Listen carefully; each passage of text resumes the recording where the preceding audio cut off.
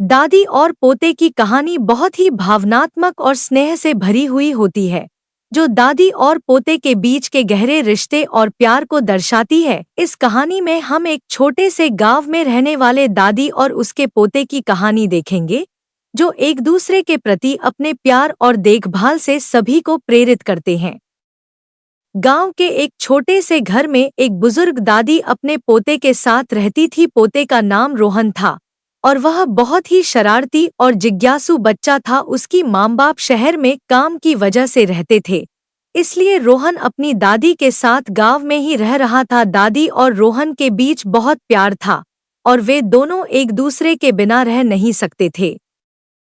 दादी हर सुबह रोहन को अपने साथ खेतों में ले जाती, जहां वह उसे जीवन की छोटी छोटी बातें सिखाती। रोहन हमेशा दादी से नई नई कहानियां सुनने की जिद करता। दादी भी रोजाना उसे एक नई कहानी सुनाती, जिनमें कभी राजा रानी की बातें होती तो कभी जंगल के जानवरों की कहानियां। दादी का स्वास्थ्य थोड़ा कमजोर हो चला था, पर फिर भी वह रोहन के लिए दिन रात मेहनत करती थी। वह अपने हाथों से उसे खाना बनाकर खिलाती और हर रात उसे लोरी सुनाकर सुलाती। रोहन भी अपनी दादी से बहुत प्यार करता था। वह उनके कामों में मदद करता, उनके लिए पानी भरकर लाता और कभी कभी उनकी चश्मा या छड़ी ढूंढने में मदद करता।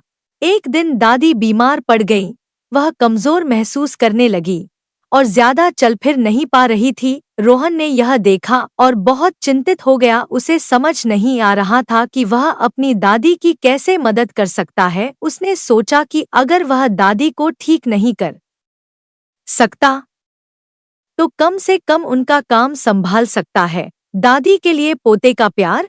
रोहन ने दादी से कहा, दादी अब आप आराम करो, मैं सारा काम कर दूंगा। दादी ने पहले तो रोहन को टाल दिया, लेकिन रोहन की जिद देखकर वह मान गई। रोहन ने अपने छोटे छोटे हाथों से खाना बनाने की कोशिश की, घर के सारे काम किए और यहाँ तक कि दादी की दवाइयाँ भी समय पर लाकर दी। जल्दी ठीक हो जाइए, मैं और कहानियाँ सुनना चाहता हूँ।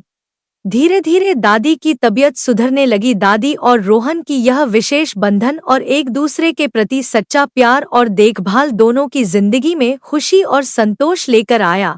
दादी और पोते की यह कहानी हमें यह सिखाती है कि परिवार का प्यार और समर्थन सबसे बड़ा धन होता है जीवन में, चाहे जितनी भी परेशानियां आएं। अगर हम एक दूसरे का साथ दें और प्यार से उनका सामना करें तो हर कठिनाई आसान हो जाती है।